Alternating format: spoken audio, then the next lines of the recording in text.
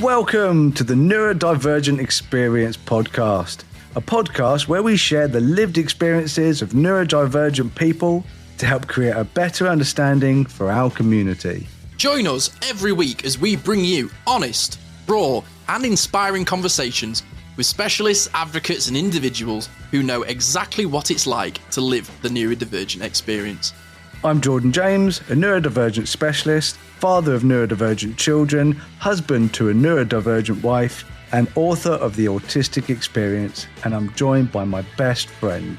I'm Simon Scott. I'm an autistic ADHD broadcaster, actor, and advocate. Join us as we journey into unraveling the neurodivergent experience. Hello, and welcome back to the Neurodivergent Experience. I'm back, people. I had a whole week off. My goodness me. I know you will miss me. But what an amazing episode. What an amazing episode. I had serious FOMO. I was like, oh no, I don't get to talk over everybody. People actually get to say the full sentence without me interrupting. Yeah? I was like, yeah, oh man, I wasn't there to make inappropriate jokes during serious conversation because I get uncomfortable with when people are taking things too seriously. I didn't get to do that, but it was a great episode, and I actually listened to it as a listener, as a fan, and I actually learned some really interesting things about my own body just by listening to Ashley, which is definitely something I do often, is listen to Ashley. But yeah, I had a great time in the New Forest. So, Scotty. Hello, still here. You are still here. You are 100% here. And did you miss me? Do you know what, mate? I did. It's so funny. You take sort of just people's voices and their sort of like presence for granted. Like I did the episode with Ashley last week on Ehlers-Danlos syndrome. I had a wonderful time, really enjoyed it. But there were moments where I was just like, oh, I have to talk now because I'm so used to our like dynamic and the rhythm of the show and the sort of like, who knew we were routine based, eh? And when I pressed record, I literally just went, oh, are you? I've got to do this bit now. So, hello everybody. But yeah, man. No, it was weird being without you. I got a bit of FOMO, and it was just weird, sort of like not hearing your voice because we were both away at the same time. I was in the arse end of a field, listening to loud music, and you were off taking photos with Pickle, having a wonderful time. So I hadn't heard your voice until I edited what was last week's Hot Topic, and then I sort of pressed play and was like, "Oh, bro." Oh, he's back. So that was quite nice. Yeah. So really looking forward to sort of getting back into the rhythm. It's been a bit of a sort of crazy one for us, hasn't it? While we've it has, yeah. It's been a bit odd, hasn't it? Obviously, we had the PD episode, and I'm sure a lot of listeners that was their first episode. So hi there, how you doing? Hello, welcome back. But currently, it is a week before this one will come out. We're in the past, people. And today the EDS episode came out, and that is already killing it. Thanks to our new listeners from the PDA episode. So I'm really, really glad that you're still here, if you are. And thank you for supporting us, because we didn't just have an increase on that PD episode. Our previous best episode was roughly about 300 downloads in a single day for one episode. And that one had something like 700. Yeah. So basically, long story short, as listenership has increased by about 60%, which it's crazy. Yeah. So basically, you put out a post on your Facebook page and it went viral. It reached 650,000 people, which is not bad. Which is a bit daunting. It's all right. Yeah. It's a hello, everyone. Yeah. Oh. Yeah, exactly. But, it's so exciting that these sorts of conversations are reaching more people. And, if we've had a huge influx of new subscribers, which is so exciting. And this show was already doing, coming from a podcast producer's experience, it was already doing fabulously well. I'm very proud of what we've built here. And the fact that it seems to have had a rocket now strapped to its bum is a bit daunting, but also very exciting. Yeah, we're over 80,000 downloads at the time of recording, which is incredible. My following on my Facebook page went up by 2,000 as well, which is nice. That's crazy. Yeah, because that barely ever moves because the meta algorithm is just horrendous. But it does lead us into today's episode, which is which obviously what my Facebook is and an advocacy as well as a photography page. But my photography is part of my advocacy, as everyone knows. And it's always nice to be able to reach more people and to be able to help more people, because that's for me what advocacy is about. It's not only about helping myself and helping my family, but it's about helping people feel better, because I was at that stage of my life in 2018 when I literally hated being autistic. I just hated it. And it was very, very damaging to me. So being able to advocate, the realities of autism, whether they're good or bad, but just to be able to see both sides of the coins is incredibly rewarding, especially when I get the feedback that I do, from Facebook. But you've been advocating yourself, through this podcast, obviously, but you've had a bit of an experience at the festival, haven't you, Scotty? Yeah. So it's been one of those sorts of it was really eye-opening and also like a little bit daunting, but I think the feeling I'm feeling is pride in myself, Jordan. I'm getting used to this sort of feeling. Good, you should. Man, thanks. Do it. Yeah. But I'm trying. But, now you hate yourself because of PDA. Yeah, it's so true. But, my sort of advocacy journey began with you. I feel like we've had such a Jedi Padawan sort of relationship. And I went away to Leeds Festival, and this is the 10th time that I've done it in 15 years. It's the first. So my first one was 15 years ago. I feel old. I was walking around as a 31-year-old. Don't say that. I'm 44 next month. You're killing me. Sorry. But anyway, so at this festival, and I'm in the disability sort of accessibility camping, which is super, super helpful. Nice clean toilets. I can get a shower in the morning. It's not too far to walk. And I'm also surrounded by my people. So everybody that I'm camping with is neurodivergent in some way, shape or form. And some of the conversations that we were having at the little camp in the evenings, dude, was so sort of healing for everybody that was there. Like, we were having conversations about things that we struggled with. We were talking about things that we were really good at. And just being in this conversation where there was just so much like positive energy, but everyone was being very open and quite expressive about what we do and don't struggle with. And one of the guys that I was camping to kind of took me aside and he just went, I just really want to thank you. And I was a bit like, for what? He said, for your podcast. It's like, right, okay, I'll be honest, mate. I didn't really know that you listened. And he went, yep, no, I love listening to it. It's really affirming. It makes me feel really good about myself. And it makes me not dislike myself. I listen to it and I'm like, wow, that's so relatable. I can't believe people feel or think like I do. And I don't feel as alone as I used to listening to your show. And even talking about it now, dude's making me feel a bit emotional because I was just like, holy shit. Like I can't believe that I've done that. And I still don't feel like I've done it really.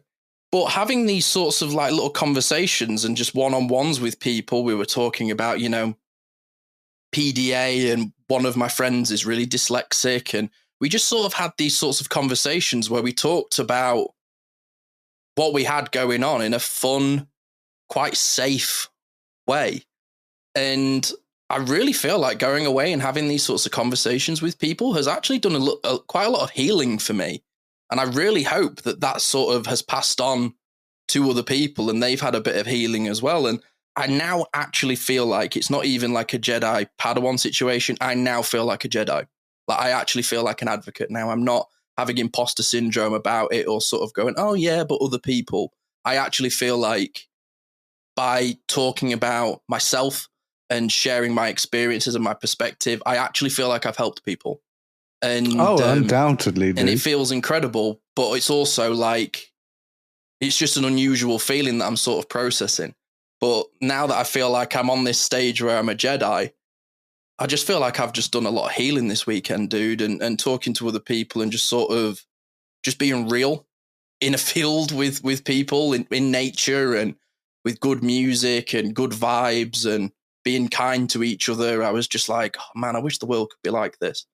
But yeah, no, I'm sort of like, I'm struggling to find my words. I'm getting a bit alexithemic, and I think it's because I'm emotional. But no, that's all right, man. I mean, yeah. I absolutely agree that you're definitely a Jedi, man. Seriously, it's been wonderful to see your growth, and I think that's the greatest thing about advocacy. You know, it's not a qualification, it's not a job, it's not like, oh, I've been to advocacy school and now I can I've got my call diploma. myself I can call myself an advocate now. Anyone can call themselves an advocate.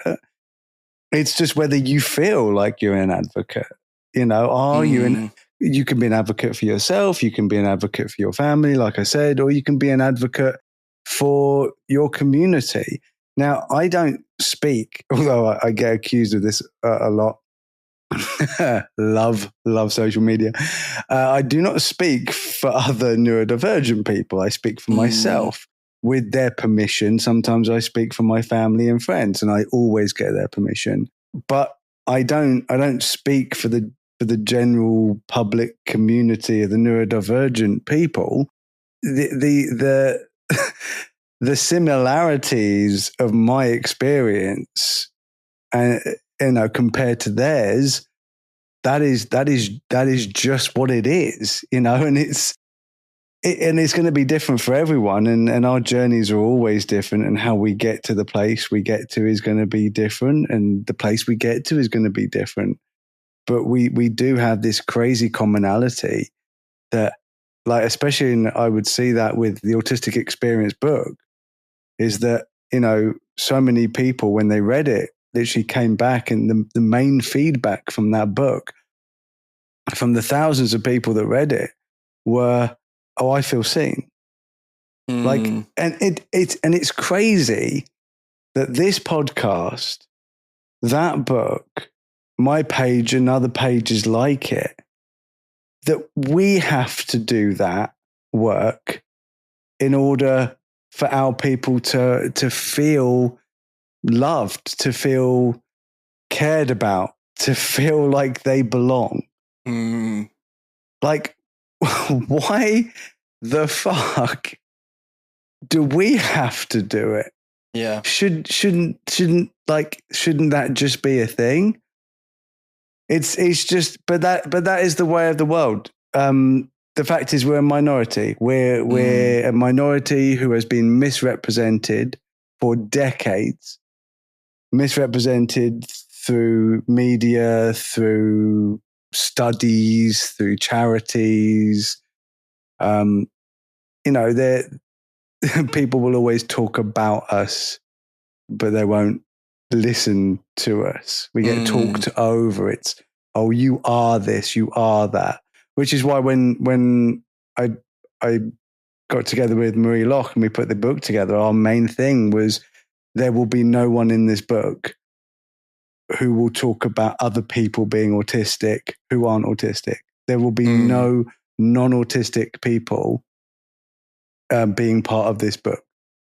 And that's rare, dude. Oh, hell yeah. Yeah, absolutely.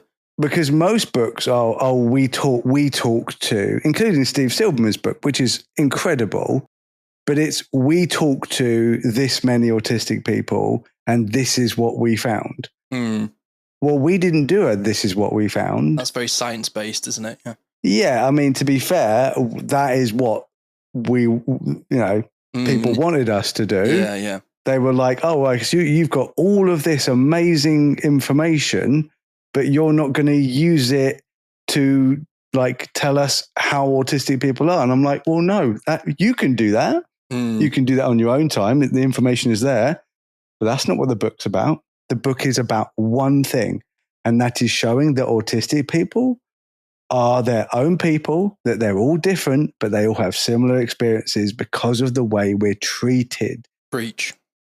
And that's the advocacy. Is it's not our fault we're autistic. This is how we're born. So don't hate me because I'm different. Hate me if I'm an arsehole. Oh, yeah. Hate me if I'm an absolute piece of shit. That's fine. Just because I'm autistic doesn't mean I can't be an arsehole. I know plenty of arseholes, Elon Musk, who are autistic. Elon Musk. And Elon Musk. That's at least 4. That's the Mount Rushmore of autistic dickheads. It's just him there. There are plenty, believe me. But yeah, it doesn't give me carte blanche to just be a dick. You know, you've got to learn how to communicate. And that is the greatest thing about advocacy is that you can, in a way, like I said, there's different types of advocacy, but I like to think one of the types of advocacy I do is teaching. I teach by doing. I do training. You know, I do my motivational talks, and my favorite advocacy that I've ever done is when I go to the schools and I talk to the kids at schools and I see how excited they are at the end of the talks, where you can see that they're just like, oh, I don't want to be here. I don't want to be here. And by the end of it, they're all coming up to me and asking me questions. And one of my favorite moments was this little girl right at the back in this is a primary school. And it was question time. And most of the questions are, how did you get so close to that tiger? Yeah. Because I have my photography with me. Autism. And, tell me about the bear. Yeah. They're like, how did you get, it's called a zoom lens. It's fine. But this little girl, she puts her hand up and she said, I'm autistic just like you. And I was like, oh, that's really sweet. You know, I just thought it was a sweet thing. And then the Senko teacher comes up to me at the end and she went, we've never even heard her admit that in private. Wow. Oh. And I was like, what? Wow. She said, yeah, the parents don't really talk about it. You know, she got diagnosed last year and she just thought it was something wrong with her. She said she's never said it ever. She's never ever said I'm autistic. And she just said it in front of the whole school. And she said, but that's because of you. And I was like, wow. The power of being able to advocate. Because it's not everyone can do it. Not everyone can do it, you know. So I think we've discussed this before. I feel privileged, dude. Like I have so much privilege in my life, but you know, being autistic is not a privilege. But being autistic and being able to advocate, being ADHD and being able to advocate and be eloquent in my speech, especially having dyslexia as well. I feel privileged that I'm able to do that. No, I totally understand what you're saying. Wow, that just almost sort of like sitting with that, what you were just saying there about that little girl. Do you want me to get you even more emotional? No. I went to when one of the talks I went to, the little boy was there and his parents followed me on Facebook. And they knew I was coming. And this little kid, you know, he'd seen my pictures and, you know, he was really excited to meet me.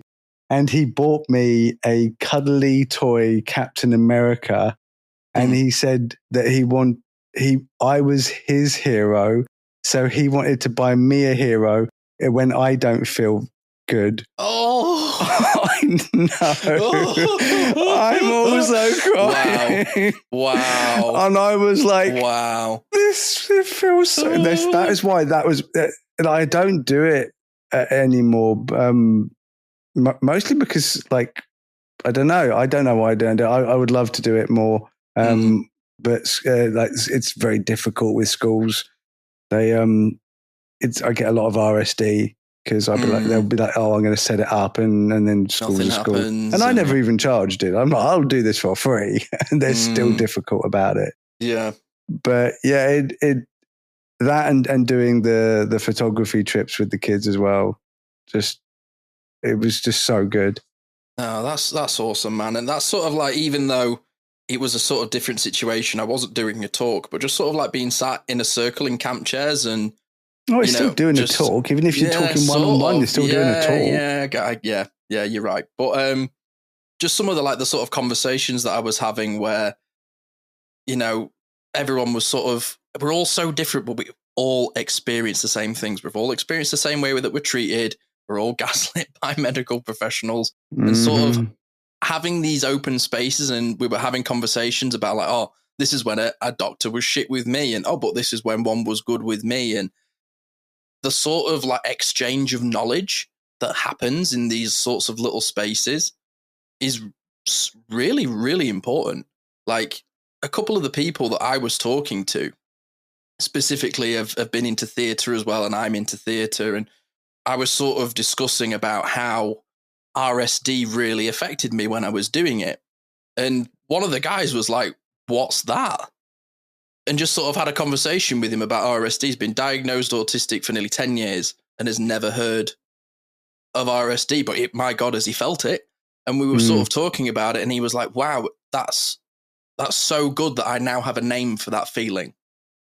And I really hope that guy goes away and sort of has that moment where he feels RSD and goes, I name you, I have power over you now, rather than just feeling like at the whim of it or confused by it, or just being sort of like bombarded by a feeling and going, I don't know what this is. I don't feel like I can talk to anybody about this feeling because they'll just think I'm a crazy person, rather than just sort of going, do you feel like this? Oh, you do. Oh, I'm not alone. Like, that's really, really important. Like, that's really helped me doing this and having these sorts of conversations that we have where, so much of my sort of personal experience of doing this show, I don't realize things until I'm saying them out loud half of the time. And like, I'm learning about myself while just having these sorts of conversations. And I think that's sort of the main takeaway that I've got. And I think we'll take a break here, because when we come back, we need to talk about how gaining agency and knowledge is power is so, so key with self-advocating and also advocating for others. So don't go anywhere, lovely people. We will be right back. From connecting the real world to the digital world to making them one. Your way to a sustainable digital enterprise. Transform the everyday with Siemens. Dad, te tengo una buena noticia. Si nos cambiamos a Verizon, nos dan 4 líneas por el precio de 3. ¿De verdad? Es como si la cuarta línea fuera gratis. Ok, una para mí, otra para tu mamá, una para ti y la cuarta para... Para mi novio. ¿Excuse me? Dad, mira, quiero estar en contacto con él todo el tiempo, hasta en las vacaciones. Pero vamos a estar fuera del país. No importa. Cuando viajas con Verizon, tu teléfono también lo hace. Imagínate, puedes hacer llamadas, textear, así yo estoy contenta. Yo también. Que empiecen las vacaciones y los ahorros con My Plan de Verizon. Cámbiate hoy y llévate una cuarta línea para quien tú quieras por el precio de 3 por solo $30 por línea al mes en Unlimited Welcome y AutoPay más impuestos y cargos. Además, usa tu teléfono en el extranjero con Travel Pass en un país que elijas 3 días al mes por $10 al agregarlo a My Plan. Visita tu tienda Verizon en DC. En el plan Unlimited Welcome, los datos Unlimited 5G y 4G LTE podrían ser temporalmente más lentos que los de otro tráfico durante una congestión. Roaming de datos nacional a velocidades 2G. Se requiere tener una línea suscrita a My Plan para los 3 días de Travel Pass. Se aplican términos adicionales. This is a Neurodivergent Experience public announcement. If you live in England and you or a loved one is waiting for an autism or ADHD assessment, you don't have to wait years. RTN Diagnostics is now part of the NHS Right to Choose scheme, which means if your local wait for a consultant-led autism or ADHD assessment is more than 18 weeks, you can choose RTN instead, and it won't cost you a penny. Jordan chose RTN for his own family because their care and attention to detail was second to none. They didn't just diagnose autism and ADHD, they looked at the full picture, including PDA, OCD, anxiety, and more. The team is friendly, neuroaffirming, and comprises many neurodivergent individuals, so they truly understand. Getting started is simple. Download the GP referral letter and questionnaire from the link in our show notes, take those to your GP and ask for a referral to RTN Diagnostics. If approved, RTN will be in touch within 8 weeks to begin your assessment. Remember, this only applies in England and some exclusions do apply. RTN is not currently able to accept referrals for child ADHD assessments, so check the details before you start. RTN Diagnostics, helping you get the answers you deserve without the wait.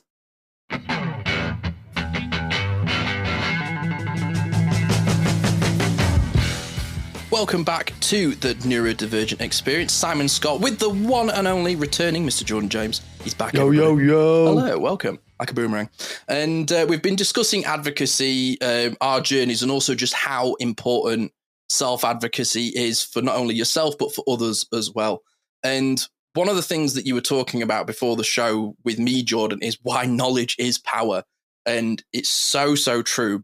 Yeah, I mean, when I first got diagnosed, it wasn't really something that I was particularly interested in knowing more about. I was kind of just, trying to figure out myself, so I wasn't really looking at like, how are other people autistic? I mean, I did all of that, in the process of finding out I was autistic. I was like, oh yeah, I do that, this person does that, I do that.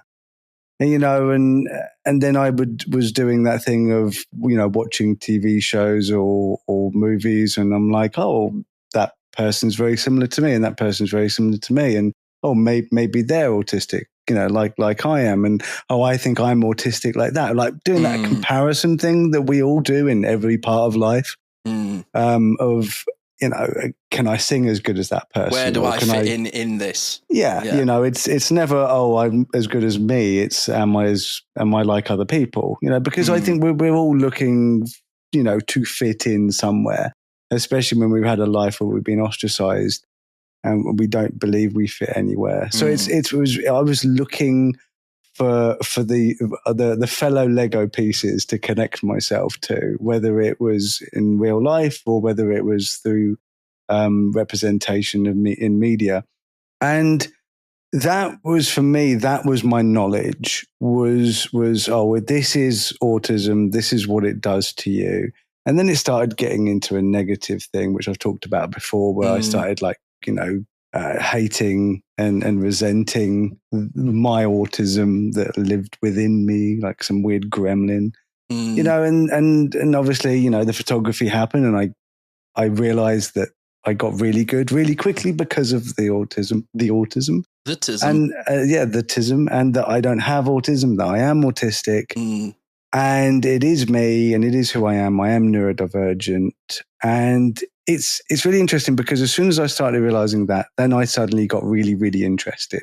And that's when I went deep dive. So I would read books after books, and I started reading Dr. Luke Bearden's books, which were like a huge influence. And Steve Silverman's book, as I've said before, was a huge influence for me to feel better about myself and understand myself in comparison to others. Because I don't think that there's anything wrong with comparing as long as you don't feel bad about it. But I started getting really, really interested in, okay, so I'm not a neuroscientist, but I do know a lot about neuroscience. It is one of my special interests. It is part of my main special interest, which is evolution. I have studied to a very high degree how our brains evolved. That has been throughout my life. So that's not like a new thing. What was new about that was I was looking at how my brain evolved to be autistic and how that affects the things that I do every single day. And obviously the big discovery for me was synaptic pruning. Now, we're not here to talk about synaptic pruning. I'm going to do a whole episode on that. I'm planning that. So look forward to that. It's going to be amazing.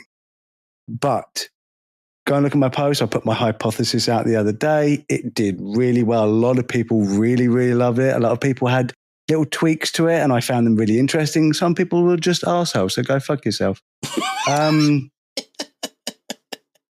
But I don't mind people disagreeing if they're really nice about it and say, well, actually, I think it might be this. And I'm like, oh yeah, I had really lovely discussions. It was very amicable. One lady was talking about like trauma through DNA and how that affects synaptic pruning. That it wasn't just evolution, that it was and I was like, wow. It's like the body keeps the score sort of thinking. Yeah, it's interesting. Yeah. And I was like, wow, that's really interesting, you know, but I like having open discussions because it is, and this was the bit that was annoying me. It's a hypothesis, which is not fact. It's not a theory. It hasn't even got to the stage of being tested. It's just an idea based around a large amount of evidence that I have collected over the last 5 years. And then obviously my experience with neurology, which again, I don't have a degree in neurology. It's in IT, but I do have an amazing brain that is capable of learning everything that I really want to learn, and I put my mind to it. It is an ability and I love it. I don't need a piece of paper to have an idea. It's an idea, people. And I think it's a good one. But we have a baby brain. We have synaptic pathway connections, which is a fact. And the fact that I know this and the fact that I can talk about this, that gives me power. And it doesn't give me power over others. I don't want power over others. It gives me power over myself. It makes me feel that you can't tell me about me.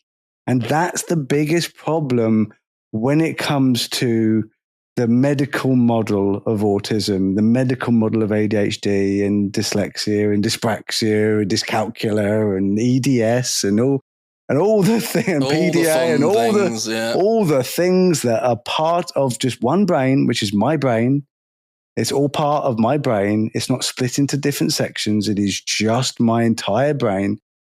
And I don't listen to others tell me who I am ever. No one goes, well, you're this or you're that, or you don't do this or you don't do that. I'm like, you don't know me. And the reason I know you don't know me is because I do know me. I have so much self-awareness because I have looked into it scientifically, psychiatrically, neurologically. I have studied myself. I have also had lots of experience of, you know, people talking to me and thousands of people messaging me and emailing me and commenting on Facebook, and, you know, through doing the book as well, the amount of people that I was able to communicate with who gave their experiences, and my brain just calculates it all up and goes, okay, I know about neurodivergence, you know, and not to mention the fact that I'm a guest lecturer on Dr. Luke Bearden's postgraduate course. Like, he would trust me enough to be able to talk about autism to his class. He was like, yeah, you know, because he is a doctor, he is qualified, but he knew that I didn't need those qualifications to be able to talk about it, because he said that he learns from me. And I'm not saying that as a brag, and I really hate the fact that in my own head, we all learn from each other. Thank you. I learned from him. Yeah, we all share information and perspective. I learn from you. That sort of like exchange of knowledge is its synergy. We're all exchanging energy and experience and perspective, and we're all sort of coming to the similar sorts of conclusions within the space. Like, you can see it with certain like advocacy and stuff, especially with the sort of people that I'm reading. But I want to just sort of share an experience that I had over the weekend, Jordan, and you'll be proud of me because I was proud of myself, in that it has taken me a really long time to openly discuss with people things that I struggle with. And I was watching a band, and there was a fella that I was stood next to in my group, a lovely bloke. He wouldn't stop talking to me while the music was playing. And I actually had, and there's been previous years where I've been with him, where I've not said anything, and I've just sort of gone, yep, not heard a word that he said.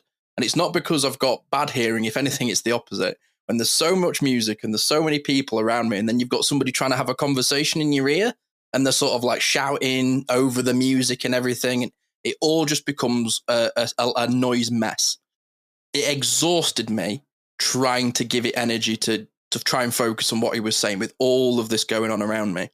This year, dude, the first time that he did it, I turned to him, I put my hand on him and I went, John, I said, I love you. I'm not trying to be rude. I went, I can't hear a word you're saying. And I really like to just watch and listen to the music. So when the music's finished, I'll talk to you all day long, mate. I says, nice. Just sort of leave me in my space. Yeah, just advocating for yourself. And he went, absolutely, mate, no problem. And it caught on, dude. Everyone in the group started going, I'm actually really tired. I'm not going to come to this band. I need an hour. And that's sort of me just doing that. Other people then started to almost do it for themselves. And one of the nights that we came back to the camp, it's like 11 o'clock. Caris had been over for the day because Chapel Roan was playing, who was amazing. And I then walked her back to where the bus was, came back, watched a band, and I was tired, dude. I went back to the camp and everyone's trying to talk to me. And I went, guys, I'm here, but I'm not here. This is when I would have quiet time at home with my headphones on. So I'm just going to sit with my chair 5 feet away from the camp. I'm here, I'm listening, but I'm not involved. And everyone went, all right, Si, no problem. Dude, it has taken me such a long time to be able to do that. And I have come back from the festival with way more energy. I had more energy while I was there because I advocated for myself. I went, brilliant. I need 5 minutes. I need 5 minutes, guys. And that's taken me such a long time to not only accept that I need it, but to ask for it. And why do you know that you need it? Because I know myself and I accept myself. Yeah, because you gained the knowledge. Because I've got the knowledge. Because I now know when I'm feeling all of these sorts of feelings and I'm getting overwhelmed or I'm sensory overloaded, I know I need to take a step away. But I can't do that without sort of communicating it.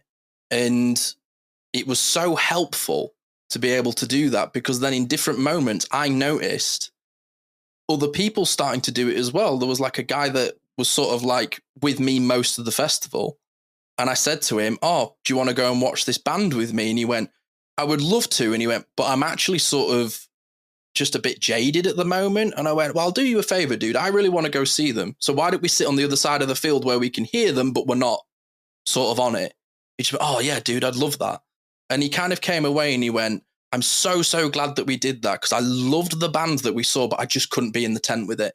I went, awesome, dude, no problem. So we still did exactly what we wanted to do, but in a way that was accommodating for not only him, but for me. Exactly. Reasonable adjustments, reasonable accommodations for yourself are one of the biggest steps, because you will find that the world around you will either make or not make those reasonable adjustments and accommodations. They should make those, but they don't always do it.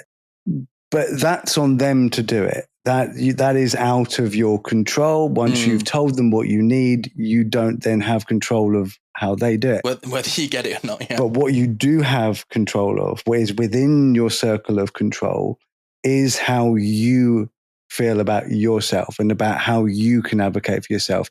And again, I definitely think that it comes with a lot of time. I used to do coaching. I don't do it. It was too much for me. But I used to do coaching. And one of the things I would work on in the coaching was getting somebody to at least admit to others that they are autistic or ADHD, whatever they were, or whatever they wanted to admit to. It's funny because, just quickly, I said most people were quite happy to admit ADHD, but not everyone's happy to admit autistic. I think we should do an episode about that. At some point, I think we did. We did one autism versus ADHD and how people feel about it, but we definitely need to do another one. Definitely come back to it. Yeah. Yeah. It's more socially acceptable. Go, oh, I'm ADHD. It's really fun. It's, oh, I'm autistic. I must be broken. And it isn't like that. It's sad. But anyway, so I'm just going ADHD on you. Yeah, I can admit that. It's fine. But don't ask me if I'm autistic. It might be a different answer. Yeah, but it was just getting people to admit it, and I never got to this point with this lovely lady. But she'd been recently diagnosed, and she hadn't told anyone at her work. And I said, I would love to get you to the point where you wear a t-shirt saying I'm autistic and proud, and then you just take, because I wear those t-shirts. I've got pictures of me wearing them, and I wore them when I went to meet Dr. Luke Bearden for the first time, and he was like, oh, that t-shirt is awesome. I was like, yeah, no, killing it. But I would love for her to be able to have the pride in herself. I don't know if she's done that since. It didn't happen when I was coaching her, but it was a nice goal. Like, she didn't fail the goal because it was a silly goal, but it was a nice goal. And it's always good to have something, even if you feel like the target is unrealistic, just even trying to get to that goal, you've literally made steps towards it. But just admitting to yourself, like, I'm autistic, or like the girl in that assembly, just being like, that's it. Because and there is nothing quite, and I think this is why my page became popular, is because, and I think you said this, and Pickle said, most people say this, I'm the first person they've ever come across that said anything positive about being autistic. Couldn't agree more. Anything. And I'm not toxic with it. I don't be like, oh, it's a superpower, it's the best thing ever. No, you're real with it. It's like, oh, well, actually, I can do these amazing things because I have the alternative neurotype, but also it fucks my day up sometimes because of environment and tiredness, and PDA is my biggest disability. But it's like, if you just talk about the negative all the time, if you just focus on the negative, you just focus on the darkness, you will just live in darkness, and it will get darker and darker and darker. It's like I said, I hit depression in 2018 because I hated my autism, as it were. And it just got so bad. And then as soon as I felt that little bit of positivity and then gained that little bit more knowledge, it was like, a stone falling down a mountain, picking up momentum, pick up a bit of snow, and all of a sudden it's a freaking avalanche of me just feeling better about myself. And one of those things that I can feel better about is, like you said, accepting my disabilities, not seeing them as a problem, not seeing them as I'm broken or I'm less than or I don't deserve good things just because I'm disabled. Just being able to go, I'm disabled, and that's fine. It's fine. Like, it's not a bad thing to be disabled. It's something that I am, whether it's I have mental disabilities or I have physical disabilities. I'm not saying, oh yeah, they're all great and I love them. That's not what I'm saying. What I'm saying is that I can make adjustments in my life to mean that those things aren't as bad as I had made them out. Yeah, absolutely. And I think one of the big sort of perspective changes that has really happened with that is, rather than saying I have autism, I have disabilities, I am autistic, I am disabled. I've changed it from having to being. That's it is one of the big things me. that's helped me. Yeah, it's who I am. Yeah, and sort of like one of the things that I often found is like I talk to counselors and they go, "Oh, you're very self-aware." I was like, "I know. Why do you think I'm here?" Yeah, I went for therapy because I knew I needed it. Because I knew too much. But one of the things that I'm so sort of like grateful for where I am in my life now is I like all of who I am. I don't just like, me, and then I go, oh, and then there's the autism. I actually really like being autistic. I really love that feel of like the glimmer of a special interest. And I actually really enjoy being around neurodivergent people. I love their company. All my friends, man. Every single one of my friends. All of my friends are neurodivergent. Like, not even all of them. And like when I went to this festival and was just hanging out with some people that I've not seen for like 4 or 5 years, it was like we just picked up where we left off. So many times it happens to me. Like, I love it because life gets in the way. Yeah, and you just pick up where you left off. It's and it was like, I've not been in this field with all these guys for 4 years. Life's got in the way. I used to go with them every year and had not been for 4 years. Dude, I rocked up in the field and I put my tent on the ground, and it was like 4 years it was like I just left yesterday and I'd just come back. Oh, and so good. It was such an awesome energy, dude. I absolutely loved it. And just sort of really leaning into what people like and what people are interested in, especially when every single person that was there has a special interest in music. Oh, I was just so in my element, man. I just absolutely loved it. And like the whole sort of mantra that everyone had while we were doing stuff, it was like, oh, I'm going for a coffee. Does anybody want one? Or, I'll help you put your tent up. And everybody kept saying team vibes. It's just team vibes. It's like, if somebody needs that, it's team vibes, guys. Like we had 2 younger people in our sort of group, and they were like, oh, I really want to go and see this act. And nobody was bothered. And I went, I like finding new music. I'll take you guys. And I stood with them on the viewing platform and actually had a great time. But I then sort of bonded with these 2 people I'd never had a sort of relationship and connection with now. And I now feel like I've got a little bit of a friendship with 2 sort of people I never would have had a connection with otherwise. So I remember these kids being like 6 or 7 and now they're 17, 18. And it was really nice to sort of go, don't worry, guys, I'll go with you. And their dad, who I was with, was like, oh, Sai, I really appreciated you sort of just stepping in for me there, because I had a bit of like a headache and I just didn't feel like I could face it. I was like, don't worry, John, I got you. And it was just team vibes. I loved it. Do you know what's so good about you speaking the way you're speaking and how active you are, and you're so much different from how you used to be. So different from how you used to be. But the wonderful thing about you going out and being gregarious and, you know, meeting these people and having all these social moments, but then knowing how to advocate for yourself, it will show people that, yes, there are autistic people that are very, very much, oh, I just like this one thing, or I just want to hang out with this one person, or I just want to be by myself. But I would say that most autistic people, especially, and I obviously ADHD as well, most people who are listening to this podcast who are like us, they might doubt themselves that they're neurodivergent.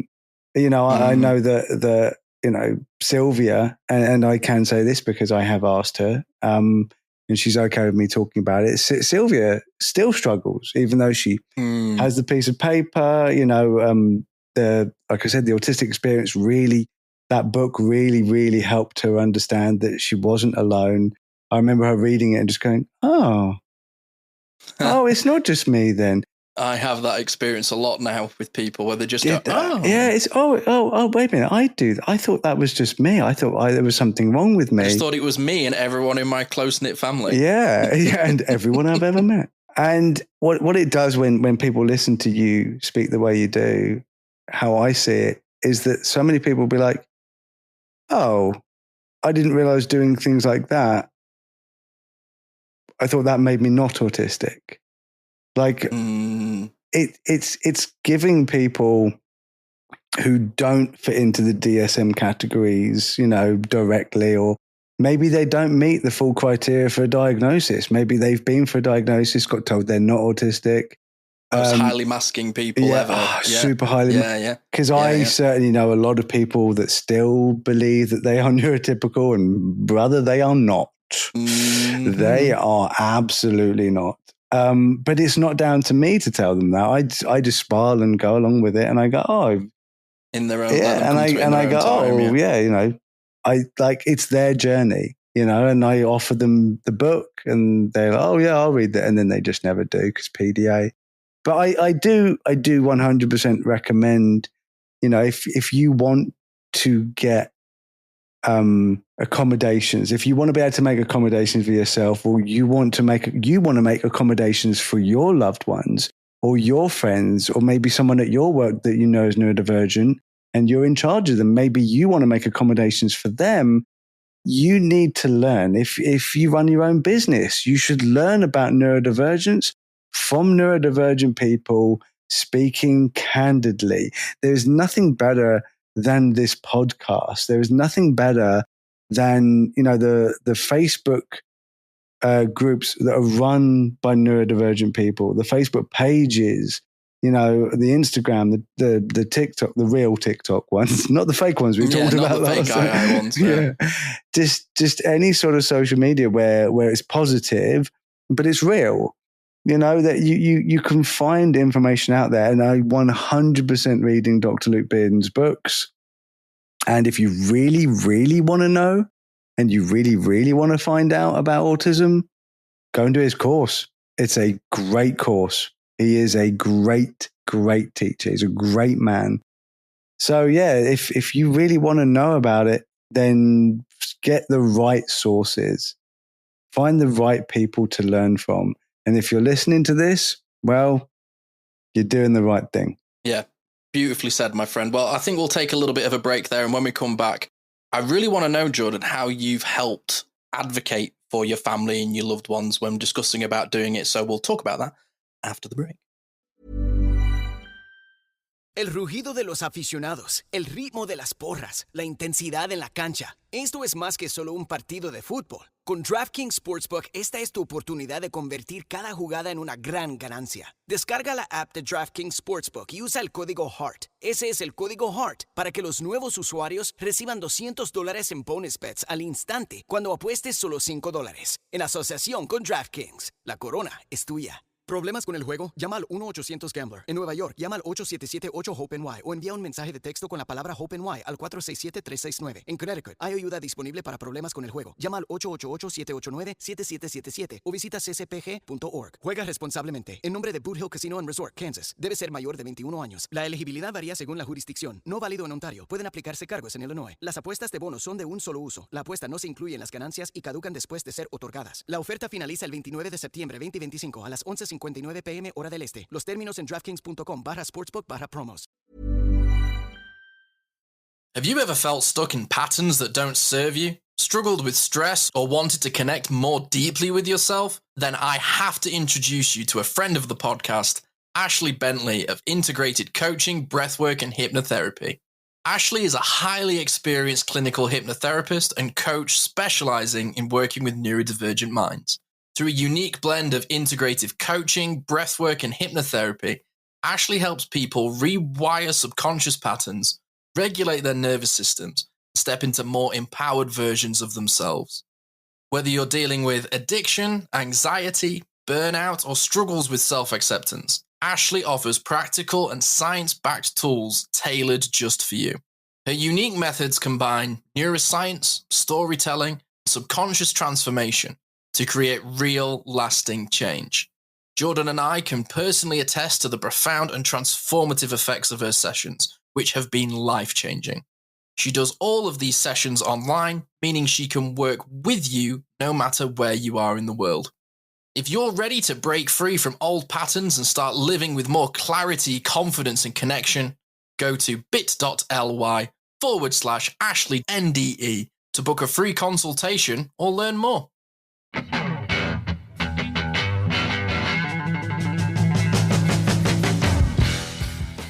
Welcome back to the Neurodivergent Experience. Simon Scott, as always, with Mr. Jordan James.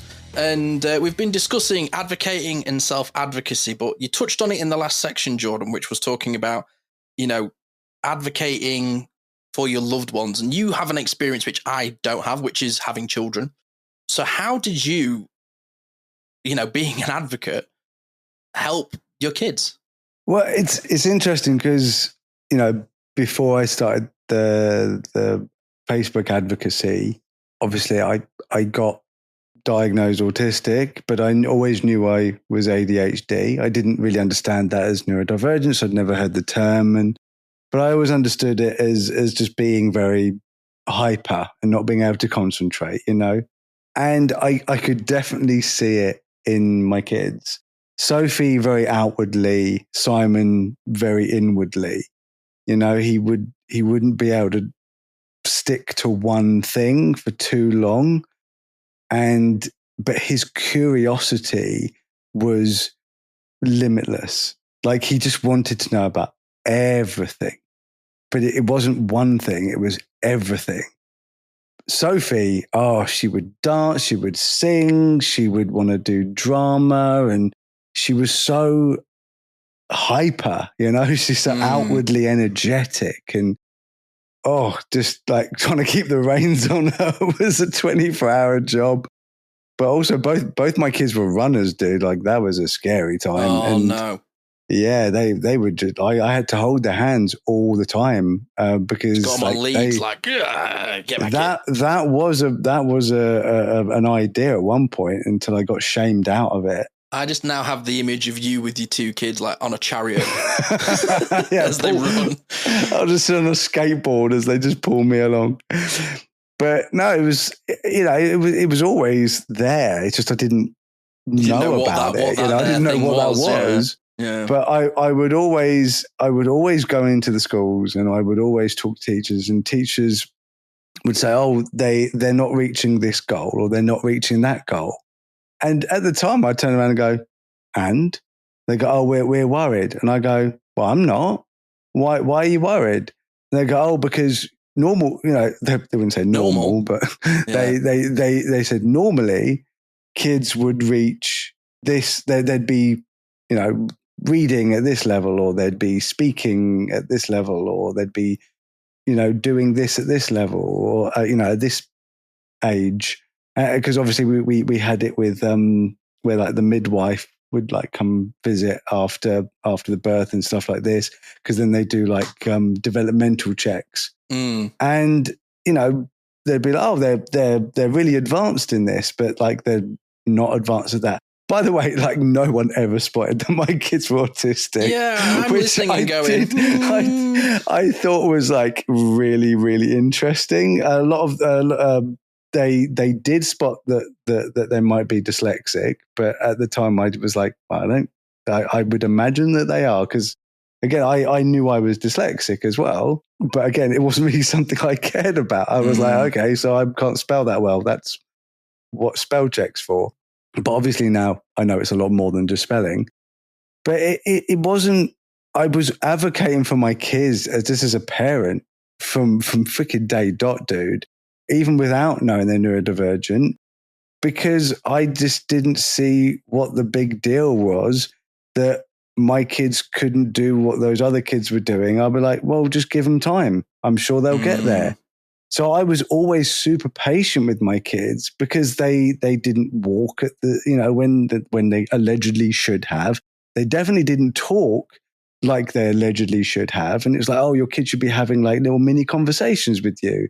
And I was like, but they don't. And they were like, oh yeah, but they should. And I'm like, but they don't. But they don't. I said, and like, who cares? Like, I'm sure they'll get there. And like, it wasn't something that I stressed about or I worried about. But I was obsessed with my kids. I spent every waking minute I could hanging out with my kids, because that was one of the things that I didn't get was a dad that spent a lot of time with me. He was too interested in his computers all the time. And so I made an effort to do so much stuff with my kids, engage with my kids, have conversations with my kids, even though I was not getting anything back. I would talk to them constantly, and I would show them things, and I would take them on trips, and I'd be like, and this is this, and this is that. And I would read to them every single night. I would read to my kids, and I would make up stories they're called detective dog stories. And it was constant interaction. And I thought, well, that's how I'm going to develop my kids, is just by being patient. And it's weird because now I know that they're neurodivergent.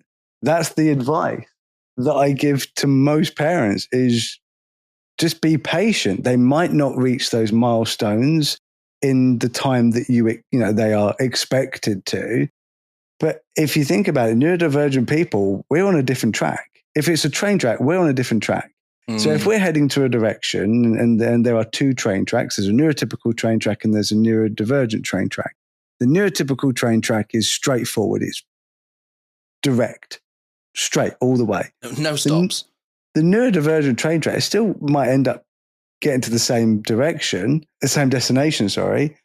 But it has so many curves and crossroads. It's the scenic route, you might say. It goes back on itself. Sometimes there's regression when it comes to us. Sometimes we make huge leaps and bounds. Many, many side quests. Many stops. Many, many passengers. It's a spaghetti mess of a train track, but it's our train track. And each of us have our own train track. And some of us might never get to that destination of where we were hoping to be. Because I think as parents, you've got to take expectations off the table.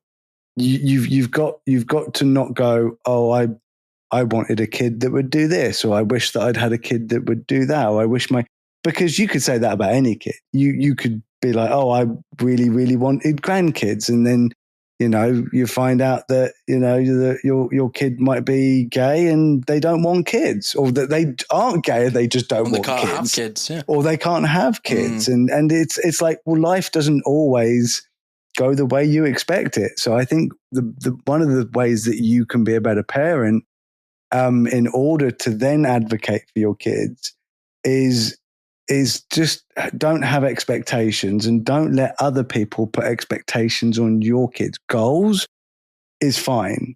Like having a goal, a future goal. Like at one point I would, it'd be nice if you could do this, and you can work towards things, because, that's how you improve at life, is by working towards things. But if you start pushing them too hard, it's going to have a massively negative effect, especially ABA. ABA is fucking sick, mate. It is absolutely crazy bad. So if you want to advocate for your kids, you need knowledge. Just like we said in the last section, you need to understand neurodivergence from a neurodivergent perspective. But remember, if you've got neurodivergent kids, either you or your partner or both are going to be neurodivergent. Argue with me all you like. I'm okay. I do me. You don't have to agree with me. Maybe it's a recessive gene and it's come from people. I mean, like I said, you figure your thing out. But it is very, very, very likely that you are neurodivergent and you don't know that. So it'd be great to learn about yourself, because there's nothing better for my kids than I have ever done is understand and help myself. I've helped myself, and that's how I've become a better dad, to be able to help my kids. But as far as like going into schools and stuff, like I was doing that before I knew they were neurodivergent, but I was doubly doing that when I found out they were. I would go and sit down, and I would not let the teacher tell me what was wrong with my kid, or that there was, or that was a bad thing. I don't want to hear it's a bad thing. I don't want to hear your negativity. I want to hear what you're going to do to help my kid. There is so much gaslighting, so much negativity put on parents, put on these children, when in fact it's actually the school's fault. It's the schools aren't making the correct accommodations. And I remember meeting I met many Senko teachers at training, but I remember meeting one after she read my book.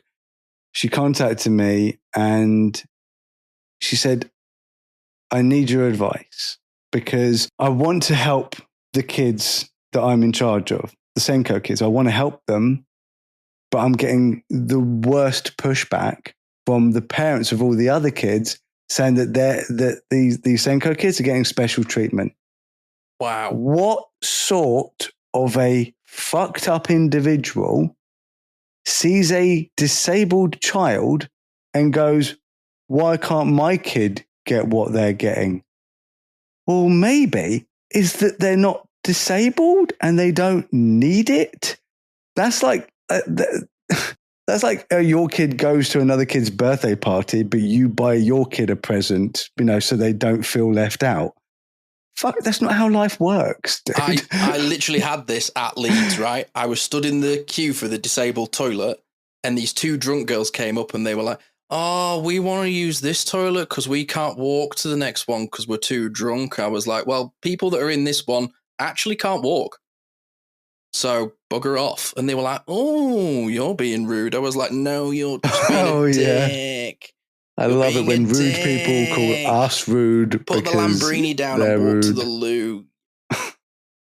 So do you know what, dude? I think you sum it up so well, because I look back at my school experience, and my parents always used to talk about how like I was Marmite to teachers. They either loved me or they hated me, and they could tell within a second of sitting down how it was going to go.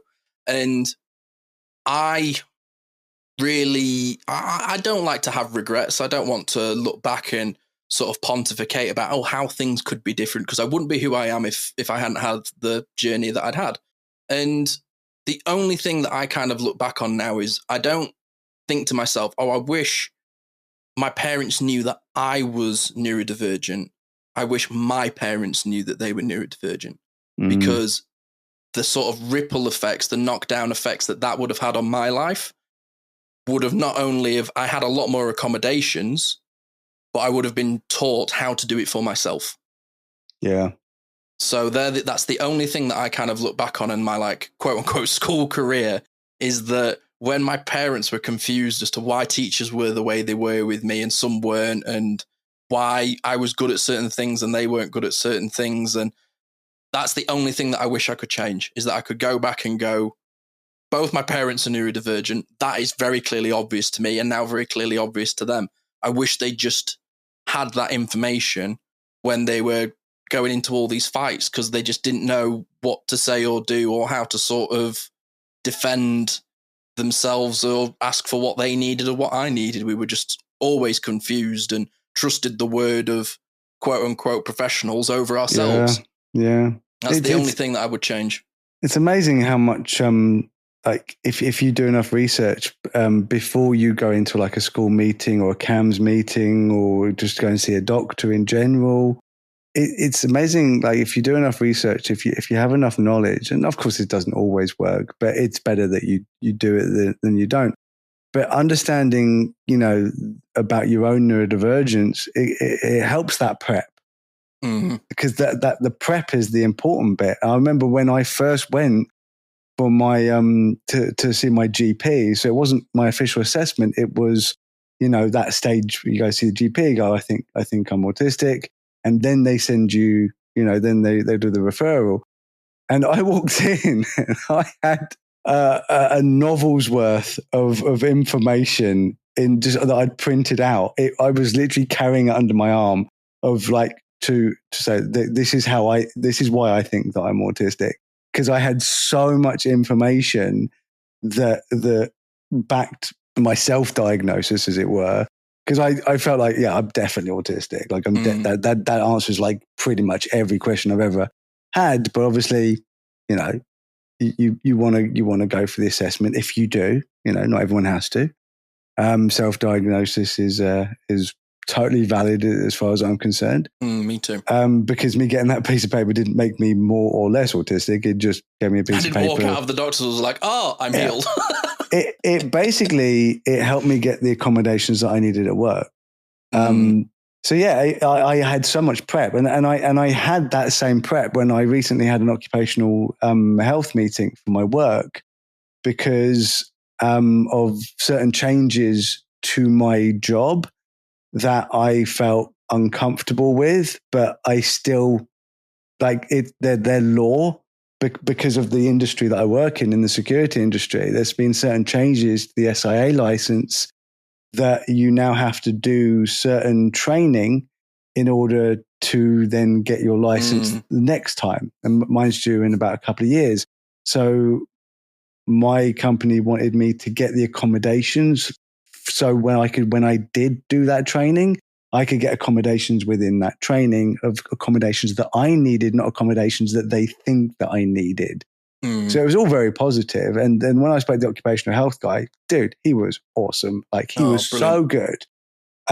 But it's because I know what I'm talking about. It's because I was like, and my PDA makes me do this. My PDA makes me struggle with this. And my alexithymia makes me struggle with this. And my RSD makes me struggle with this.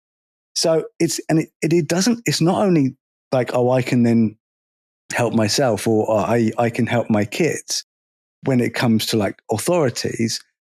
Just imagine it's your kid, they've been diagnosed and they just feel crappy. And it's so common. It's so common for kids. Yeah, exactly. 28, I felt crap. It's so common for your kids to feel crappy. So imagine you have the enough knowledge to be able to go, no, it's fine that you don't react when somebody gives you a present. Like, that's fine.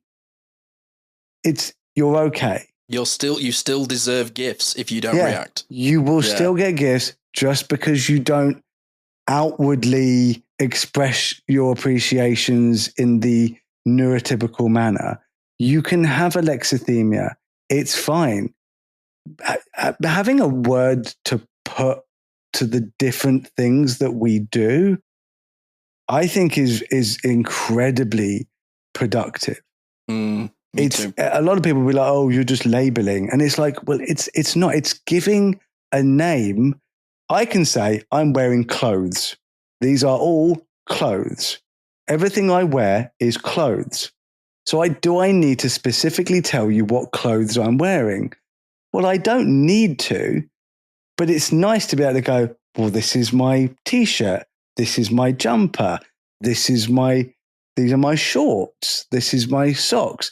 Each item of clothing needs a name so I can say, oh, my socks are too loose, rather than my clothes are too loose. It's my socks that are affecting me today, or my t-shirt's too tight, or my shorts string. Yeah, it's like somebody go, what size t-shirt do you wear? Exactly. It's good to have a name for something in order to describe to others why you're doing the exact thing you're doing, because just by saying, oh, it's because I'm neurodivergent, that's good enough for me because I know about it. So if someone said, oh, I'm really struggling to talk right now because I'm neurodivergent, I already know, oh, that's because of alexithymia. Yeah. Or that's because of anxiety. Like, to me, I don't actually need the exact name of something to know that somebody is struggling to speak. I just accept that is part of being neurodivergent. But one, it's helpful for them to understand that, so they can have a name to put with it. But also it's really helpful to be able to explain to others who don't understand neurodivergence in any detail. And then that little kid, you could have an 8-year-old being able to advocate for themselves at their school, so they could then go to their friends at school and be like, oh, I don't really talk a lot because I have alexithymia. It's part of my neurodivergence, and it means that I struggle to do this. Or, oh, when somebody tells me that, my drawing isn't very good, even if it might not be as good as other people, I have rejection sensitivity dysphoria. Therefore, it hurts way more than if you told someone who's neurotypical, because we take things so personally. Imagine just a little kid being able to have that knowledge. So as a parent, one of the best things I've been able to do is teach my kids about, the different things that we can put a name to, because then they can feel better about their own actions and they don't feel so crappy about themselves. And then they can advocate. And my daughter does it. She's literally a mentor. She's working right now. She's had 3 clients yesterday. She's got 2 clients today. Wow. She's a neurodivergent mentor. She's helping people. There's Americans, across the pond. She's helping people all over the world by actually mentoring, not to mention through her page as well, which is obviously Sophie James on Facebook. And it's amazing that I can pass that on to my kids, and then they can advocate for themselves. And my son, he's helped his girlfriend understand that she's neurodivergent, which has then helped her understand that her whole family is neurodivergent. And all of a sudden, this whole family that didn't realize they were neurodivergent are all of a sudden going, okay. And she's got sisters and brother-in-laws and nieces and nephews. And it's like lighting a match, isn't it? The fuse it goes away and a big explosion happens somewhere else. Yeah. And it's like, oh, that's why they do that. Well, that's why they're like that. Well, that's why I'm like that. And it's, you got pay it forward. That's what it is, man. Yeah, I couldn't agree more. Advocacy is so powerful and it's so, so important. And I'm so flipping glad that I can do it with you, my brother. I appreciate that, man. And I've learned so much from doing this with you. And I feel like I've got such knowledge that like my life has improved so much, dude. Like so much in so many different ways. I've made connections with people that I've always sort of wanted. And, you know, I feel so grateful, but I've made it happen. You know, it's not just happened by accident. I've had to make it happen by being kinder to myself and accepting myself and learning more about who I am, and adding to that with, you know, passing this knowledge on to your kids as well.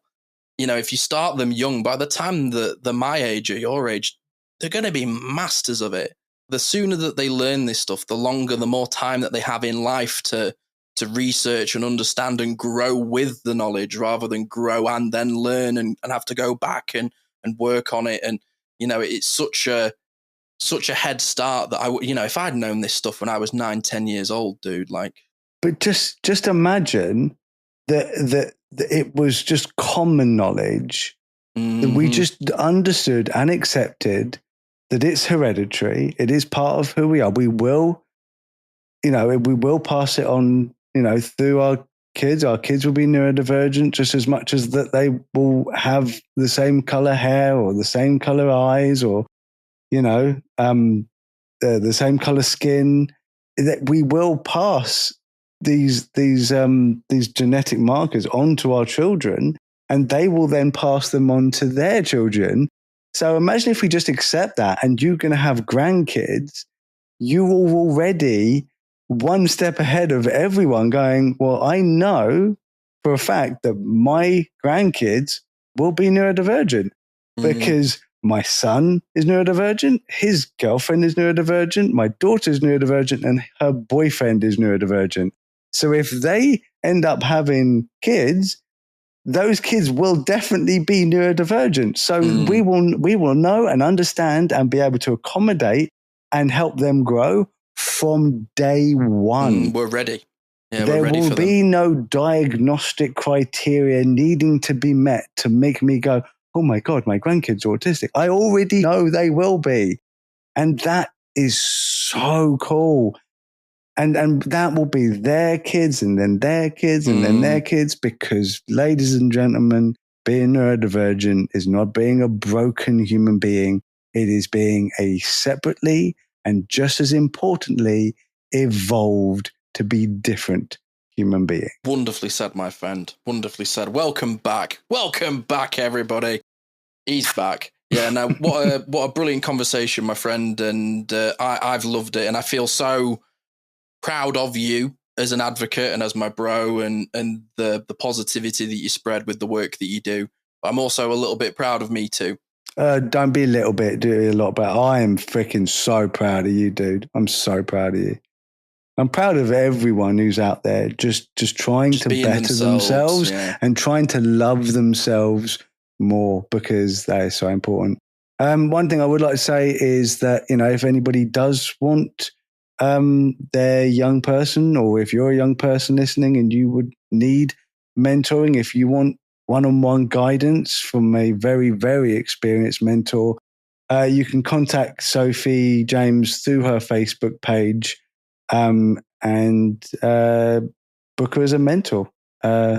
And she's very, very reasonably priced.